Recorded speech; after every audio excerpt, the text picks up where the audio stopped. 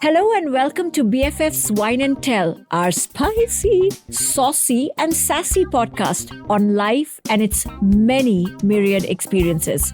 Told through the eyes of two besties who have probably seen it all. Love, heartbreak, Success, failure. loneliness, companionship, you name it. We talk life, but we make it light. So come along with us on this journey. You will laugh, You may wipe a tear or two. but you'll most definitely say, Oh man, I can totes relate to that. oh, by the way, what's your color of choice? Huh? Wine, I meant red or white. Bring a glass or a bottle along, babe, And grab your bestie. because the fun has just begun. So like, subscribe, and share with your besties. Cheers! Hello and welcome back to yet another episode of our spicy, sassy, and saucy podcast that we call BFFs Wine and Tell. Thank you so much for joining us episode after episode and leaving us with so much encouragement, so much positivity, and telling us that this podcast feels like a warm hug at the end of the day. That's exactly what we set out to do. And today, me and my bestie Love have an amazing guest, and I would like for my amazing bestie to introduce our amazing guest. It's an honor.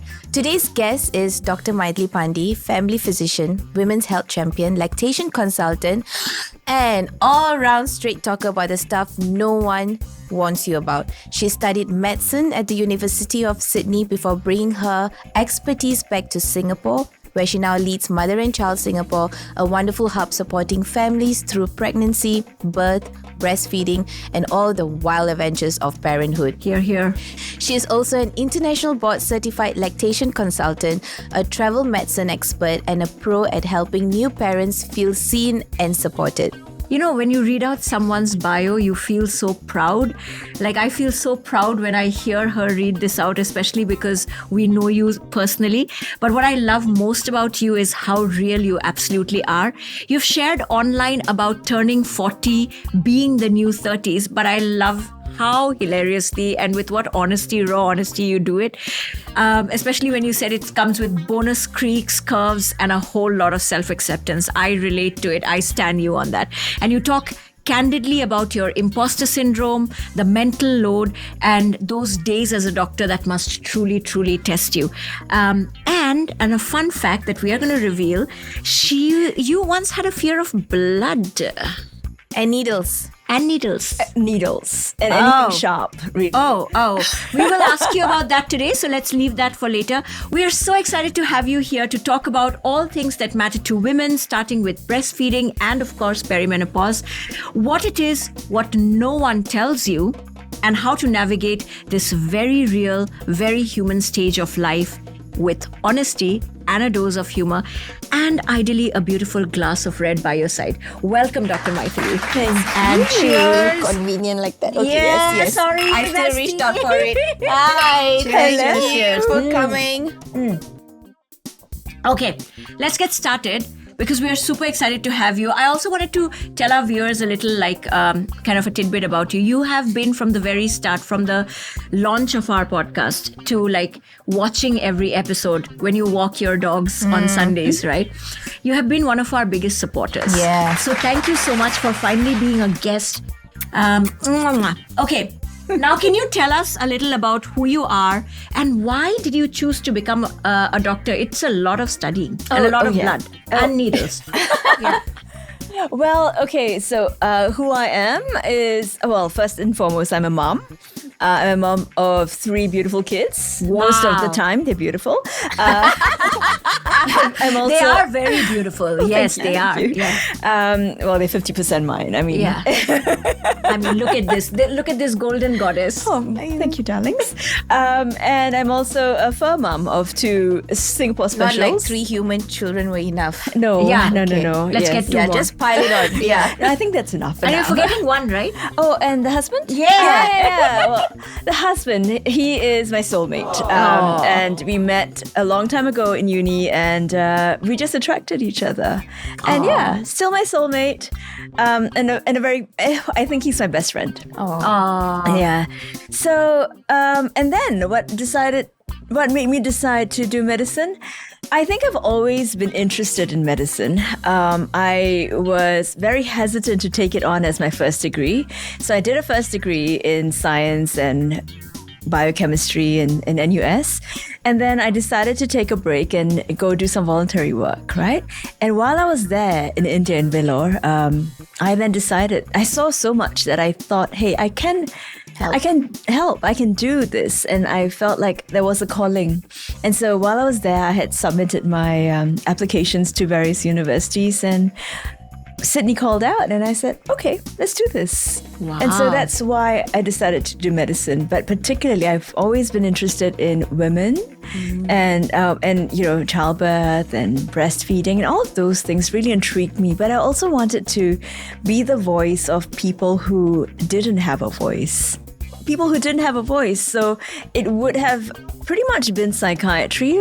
That would have been my second choice. But I really wanted to work with women and children. That's amazing. Yeah. So the childbirth process intrigued me right from the very start. Just, how we really had to succumb to the body and allow the body to do what it does best. Because you can direct a childbirth, but the outcomes would be quite different if you had to direct it. So, and allowing the woman to do what she does best, basically, how our grandparents would have done it, right? Go to the back of the house, squat, push a little bit, and come back into the house with a brand new baby. Do you know what I mean? Like, that's what... Not scary at all. It was part that's and parcel. exactly what happened to my helper, my first helper. Yeah. That's what she said. She felt a bit of cramp and she thought she wanted to go and Poop. Yeah. Thank you. Poop. So she went to the bathroom and she just did 2 knocks on her back and the baby came out. No. And then, poop. Okay, baby. Not Wow. poop. Ouch. Okay. Poop, baby. Wow. But I love that, like, Vellore, for those of you who don't know, in India is actually a seat of advanced medicine. So I love that you kind of found your calling there. And it's so inspiring to know that it started with a noble desire to help what is probably still one of the most underserviced segment when it comes to medicine. Like, we were just talking in another episode of how suddenly perimenopause has become almost fashionable to talk about, and there's just so much on offer because suddenly we have the money to pay for it. And when we didn't, which is a generation back, no one was bothered whether we were alive or dead or dying during perimenopause. Anyway, before getting onto that, I believe you wanted to ask her about her problem with needles. No, actually, I remember. So Mythilli is actually my second cousin. And given Second. that the second cousin, I have to emphasize, okay? When it comes to an Indian family, you're not close to every damn relative, okay? So given that she's a second cousin Or and I'm to the any in your closest to case. her. Sorry. Given that I'm the second cousin and I'm the closest to her, I had to emphasize that. I remember so I always used to hang out at her place. And there was this... I don't know whether it was a documentary or a movie, I can't remember. I was just too young. And there was a scene of blood. And she went like, blood! And this is the cousin we all like know she's going to be a doctor, okay? Like, she's the smartest cousin of all. It's like, how is she going to be a doctor? She's looking at blood in the TV and freaking out. So don't tell me it's I'm not needles. I looking at you remember right it now. was blood, okay? Actually, I think my parents had told me that I was afraid of blood. So I'd fall down, like roll into a tree or something, like, and I'll be covered in blood. What? But the pain didn't face me. Yeah, the blood. It was the sight of blood. Yeah. But I mean, this is funny because I have no problems with blood right now. It is the fact that a needle pierces through your skin or a scalpel cuts through your skin. And I'm always wincing when I have to give a needle to somebody. You are wincing. I'm wincing because I'm like, so then... Remind me not to come to you for a blood test. Having said that, I okay. think I'm fantastic at giving needles. I just don't like it on me. Okay. No, I kind of feel you, because I remember in our biology class in school, we had to cut a dead frog. Oh, ew! Yeah, because we had to learn how to do the anatomy and stuff. Okay, two things happened. I actually stopped eating with my hands. You make a joke about why I stopped eating. That's the day it happened, because I couldn't get the smell of the dead frog out from my hands. And then it's also on that day that I took a momentous decision that I will never become a doctor, because I couldn't stand the sight of the innards of the dead. But they're fascinating. Mm-hmm. Okay. That's a sadistic side of her coming out. Yeah.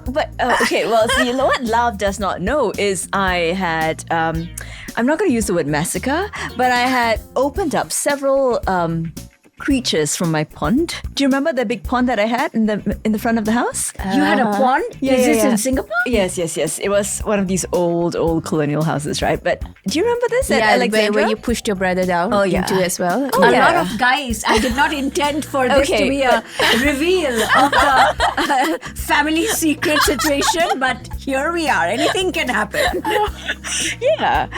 So lots of fish were opened up in the interest of study, and That's why she's so bloody vegan, right? Yeah. I'm paying back. Yeah. So you opened up fish for a hobby? Well, no, just to study it. Right, Yeah, right. I had put. Other children will play balls or Barbie dolls. We used to this play one. pine cones and stuff. Yeah, Because No, not pine cones. And then I you know course those not. big red ants? We had put them into the fridge just to see what coal does to them. In the spirit of being vegan, we actually just learned something interesting, that we are drinking this amazing wine that turns out to be vegan. So we did right by you. We got a vegan wine on this episode. Given your fascination with all things non-animal. Okay, now but coming back to, I think, your area of expertise, in which I have none. So I will let my best friend, she has a lot of expertise in that. So, but we did want to talk a little bit about your area of expertise, and passion. We wanted to get started with the work that you do at Mother and Child, because I think it's very important. I'm not a mother, but I have my best friend who is an amazing mom. You are an amazing mom. But And you're amazing godmother. that, of course, goes without saying. I show up with the best gifts. But jokes apart, I mean, I've seen how new mums struggle, and that, I mean, Singapore in a way is so much more advanced with the support it provides, etc. And so many other places are not that developed or not that privileged, right? So we did want to talk to you about your work at Mother and Child. Tell us about how that came about, and what inspired you to do that. So Mother and Child is an organization. It's a company that has been in existence for more than 20 years. I was handed over the reins 2 years ago. Yeah, Wow. July Okay. 2023. And it has been quite a journey. But I think what Mother and Child stands for is really about empowering parenthood.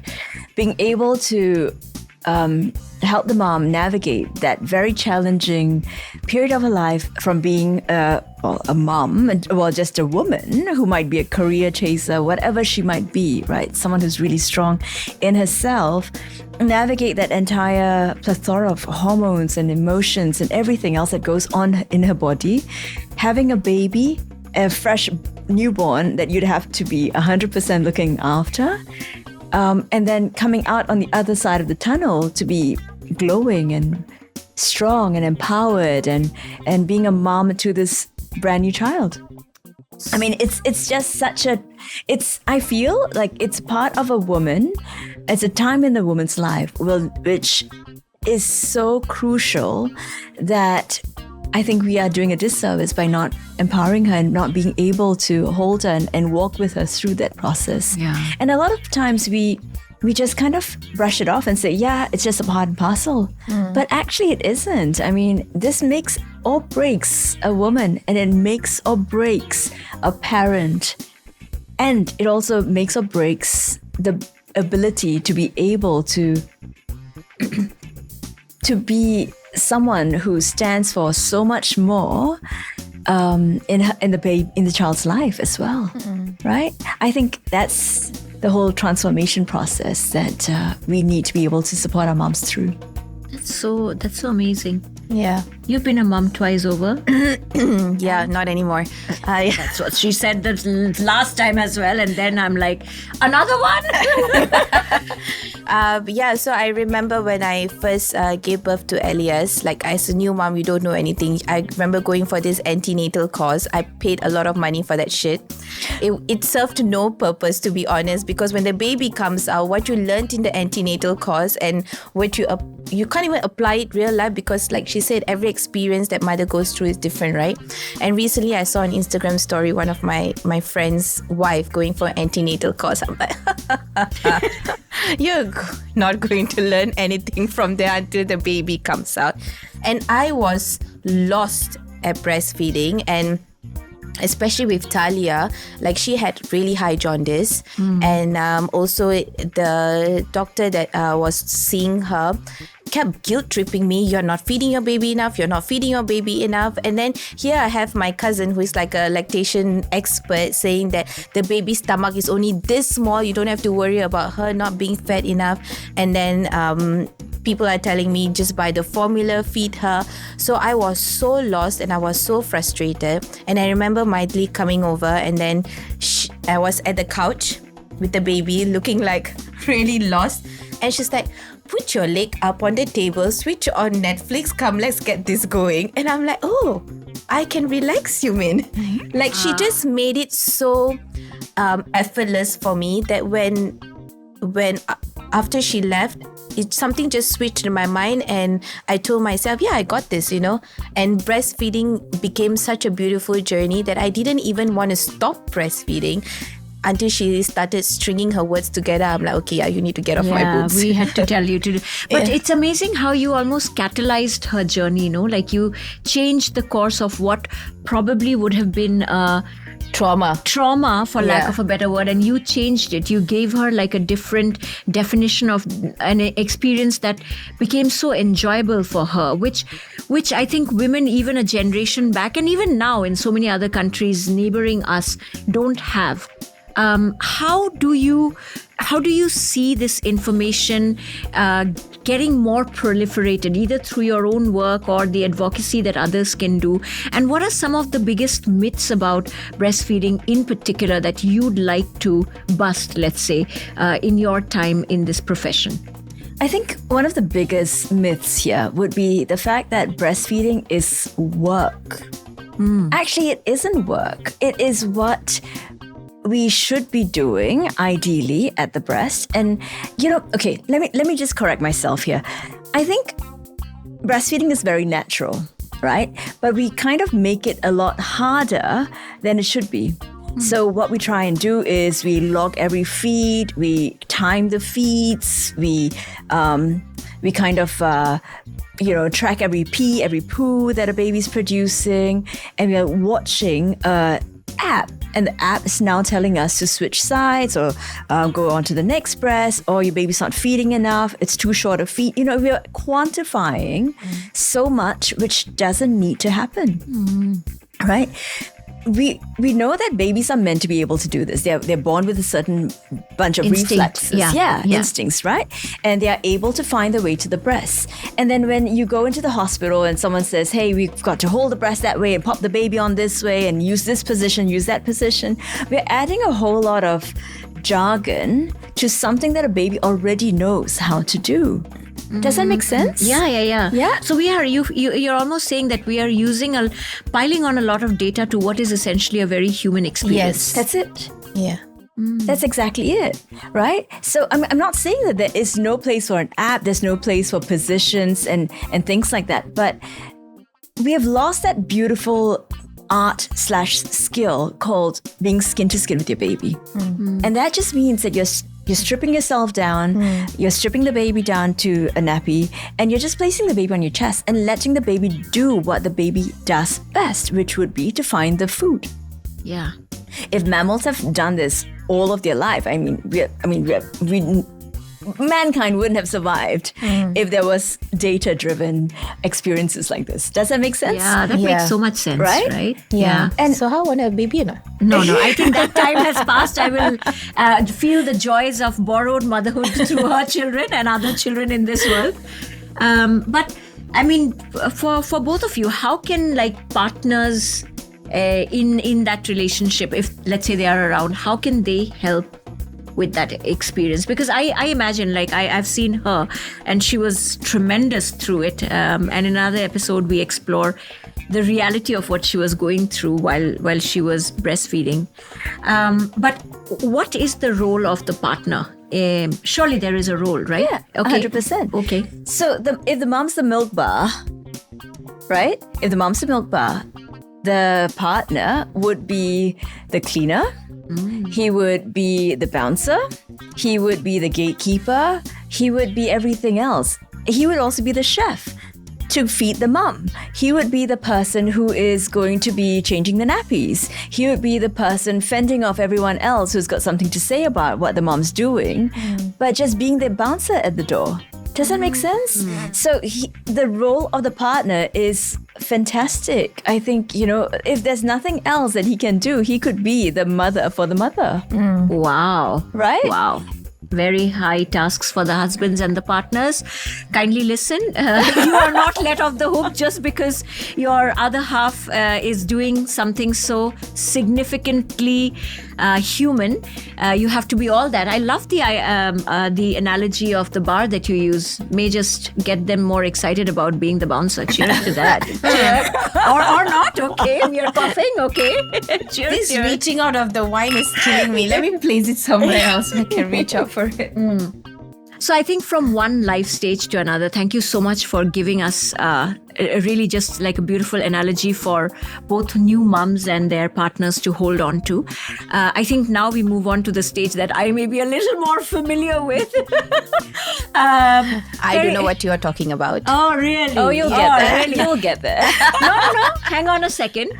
I will tell you what she's talking about. So we will talk about perimenopause. Every other day, she will message me saying, I have brain fog, or she will forget something, which is very unlike her. So I I'm never like, said I have brain fog. You tell me that I have brain fog, and you tell me I forget things. you do forget things. And then But I don't know. But is it true? Like once you become a mother, you do have brain fog sometimes, right? Yeah, so Thank studies you. have shown It's that... not about perimenopause, huh? Wait, hang on. This one's digestion? important, okay? Okay, Your yeah. IQ may reduce a little bit by your EQ. That actually increases. That's not a very good thing Hey, for me. EQ, Because that's important, She's though. already calling me Mother Teresa for even before the kids right. came. Okay, Okay. Yeah, so- more All right, EQ no, and we'll okay. basically be giving away our last few remaining clothes as well. And that's not too many left. So tell me, so this is like I said earlier, like I feel like this conversation, obviously I'm in that age where I'm getting served a lot of content. Funnily enough, I actually got someone who reached out to me on LinkedIn of all places saying I have perimenopause solutions. I was like, sir, how did you decide for me, sir? Sir. How did you decide for me that I need? I mean, I wasn't offended, but I just thought that anyway, this is being marketed everywhere. And only I feel while that's good, I also like the timing of it now that you see us having the independent means to do it. You did. But when our moms were going through it, you couldn't be bothered, right? So the pink economies were real. Also, the reason why I took psychology because I was just dealing with a woman at home who was just going psycho on me, not knowing that she was going through menopause. That's so sad, right? Yeah. But tell me, that actually leads us to our first question. For many women like our mothers probably, who didn't know or who even don't know what's happening right now, who are not in the know of things, of all the Instagram doctors or even friends like yourselves who don't have that benefit, what is perimenopause? And when and how does it usually start? So perimenopause is potentially about a decade long. It might start off in the late 30s and most of the time around the 40s. And it lasts all the way until menopause hits, which is basically not having a period for more than 1 year, 12 months. A year? A perimenopause can last up till a year? Hello, a decade. 10 A years. decade. A Oh my decade, God. yeah. Oh my God. Aye. So menopause, by definition, is not having a period for more than a year. Right. That I knew. Yeah. So anywhere from the end, closer towards the end of your 30s, all the way until that happens, menopause happens, is the period of perimenopause. Right? And now that usually basically just heralds the start of your hormones just going all over the shop. Yeah, it's not periwinkles. I love it. Definitely not. Wow. So like a decade prior to before your periods stop, you can... And what would be the symptoms that women should look out for? Right. So there's so many different things, right? And it shows up in women very differently. But typically what tends to happen is we might start to see that your periods are getting shorter. Okay. So the cycle length starts to shorten. The flow might also start changing a little bit. So you might have very heavy flows on day 1 and then day 2 suddenly done, finished. Nothing. That's it. Yeah. Right? You might start to feel like your skin's getting really dry and needing to moisturize a lot more. You might start to feel like there's a lot of things happening in the body, like, wrinkles. There's always Korea for that. Or Turkey now. Turkey as well now. Okay. Vaginal dryness, which people do not talk about, right? So and that's so many other things, right? Like aches and pains in your joints, moods swinging from one place to the other, really big swings, rage. People don't talk about that as well. All of these are contributed by your hormones. So what happens means that I actually talked to my gynae about it, and I spotted some of these symptoms thanks to having been infiltrated by all that content, right? And I told her that I had some of these aches and pains. My feet were burning up so much that I was out on a walk. I had to take off my socks and sit down by the side of the road till they cooled down, because I thought that literally they had caught fire. Wow. So she did say that, well, and you told me, I spoke to you about it, and you said, get a test done. I did the hormone test, and nothing came out. She said, but from the symptoms, I feel like it's the early stage. So she put me on some plant-based hormone therapy. But I felt like, honestly, when she told me in the face that it has started, I felt like my life was ending. Like, I was like, how am I going to deal with this? The aches and pains, the genuine brain fog. Like, it may so happen, but at the end of this sentence, I may not remember what I was asking you about. So it's just so, I wonder how can one deal with a sudden change in this? And she then told me that that's your estrogen, like completely falling off the charts or something like that. Like you said, it was hormones. And then she said, what we need to do is kind of bring in more estrogen or balance it out, and we'll have to keep monitoring you on 6 monthly basis. Sounds scary, no? So Sounds a lot. We did something similar in our lives, right? The whole start of your puberty. Do you remember that? Yeah. Oh, that was that was so long ago. Puberty. Did you do the whole fanfare puberty ceremony when you got it? The sudden good? Yeah. You did right. I still have a picture of I'm that. traumatized by that ceremony, Yeah, I know. Like, so why was would I you when I saw the celebrate picture. it like it's a wedding? I'm just 11 years old. Yeah, but I think that's more cultural. It no? is Right? cultural, but it also heralds the start of you being a woman, right? So do you remember okay, I don't know how yours went. I can't remember. It was too long ago. Maybe She I have wore a bit a tiara. Fantastic. Beautiful. Princess. Queen. Well, think about it that way. It's basically that transition happening in your menopause as you becoming an adult, and then maybe heralding a different start of your womanhood. Right. So if you think about that transition, now we have a lot more of a voice, we have a little bit more education, we know and understand a little bit more about our bodies. So now we are fighting it when we couldn't fight it before. Right. Because puberty just hit us like a ton of bricks. That's right? it. Yeah. And now it's hitting us like a ton of bricks, but we now have a voice for it and we can understand it a little bit more. We might not have understood it from the lectures in school. Yeah. But now it has hit us. Wow. So that's a transition. Now, the hormones that shift around would be your progesterone. That's the one that falls off the rails really quickly. So progesterone is one of the first hormones that starts going downhill. And what that shows up for in women would be things like your shortening of your periods, of your cycles, and feeling like my heart's racing, the hot flushes are really hitting me. Progesterone's basically I am going to nest, I'm going to sit down, I'm going to relax, I'm going to turn the Netflix out, put my feet up, and I'm going to be a woman who is just in my relaxation mode. When progesterone goes down, estrogen starts flailing. That's the party girl, right? And that's the one which kind of, maybe makes your boobs a little bit bigger. It might make you feel like you've got a little bit more curvature in your body because that's meant to be womanly, isn't it? All of those things starts hitting you, right? That explains the weight gain. I was suddenly, literally overnight, my clothes are not fitting me. And I'm like, she's testament to it. Like, I didn't eat. Like, it's not like, I mean, I love cake, but it's not like I'm shoving cake every day, right? Like, it's just, yeah.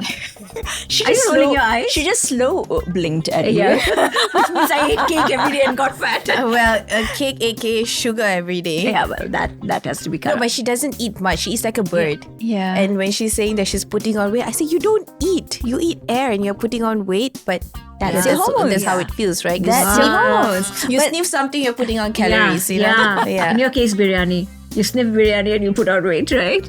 Oh, biryani. Wow. Yeah. So weight gain, okay. Weight gains. But it also, because your estrogen also starts to fall, but it falls slower than your progesterone, the vaginal wall starts thinning out as well. And that also contributes to dryness in the vagina. Okay, I was just about to say, I don't know whether you're reading my mind from there, but the vaginal dryness, I'm very interested. Does it affect your libido? Yeah, orgasm, libido. Actually, it doesn't.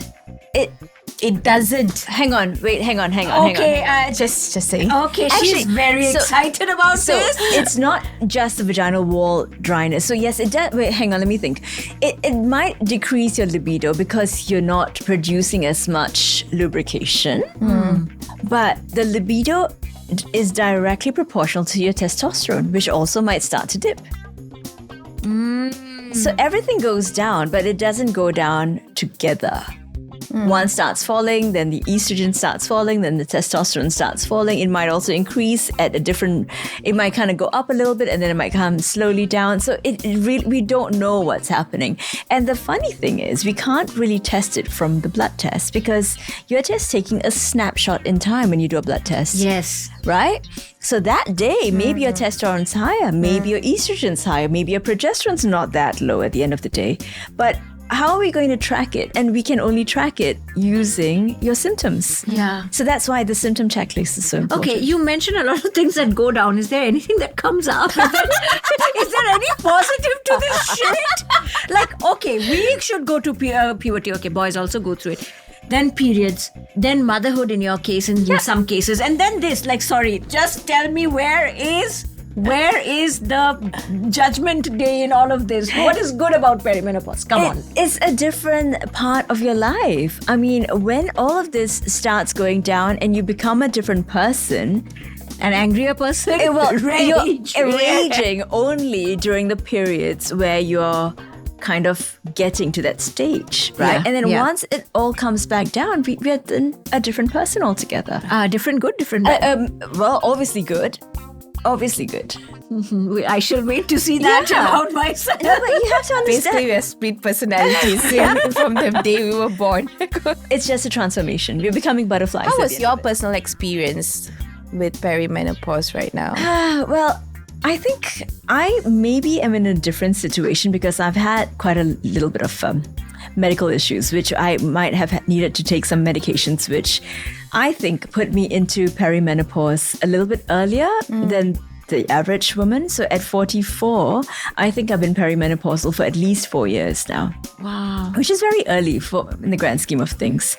And I did not know that I was perimenopausal. I thought it was, my iron, which was low. So, I had iron infusions. I kind of fixed all my nutrient levels, my vitamin D, this and that. Everything was fixed and I was still feeling a bit shit.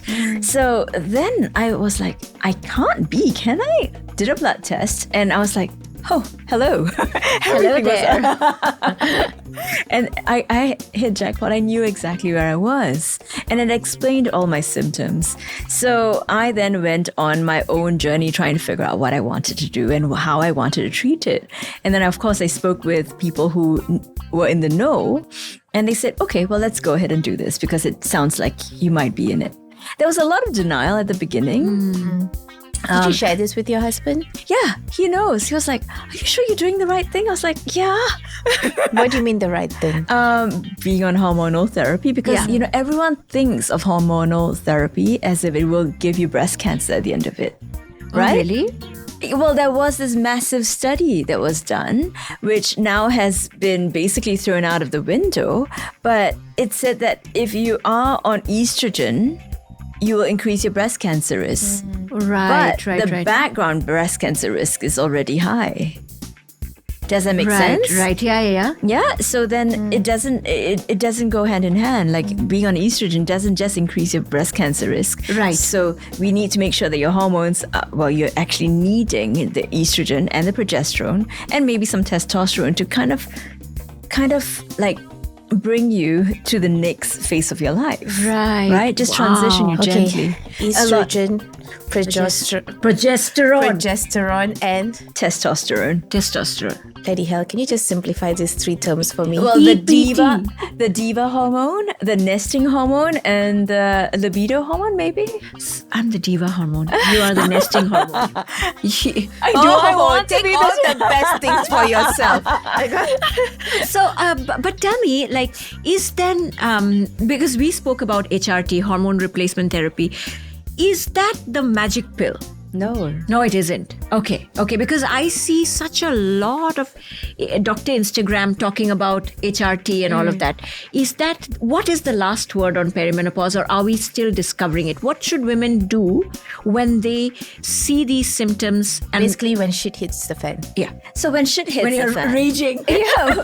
Well, firstly, understanding where you're at. Okay. I think understanding that, hey, this is not me as a person, but it is my transition.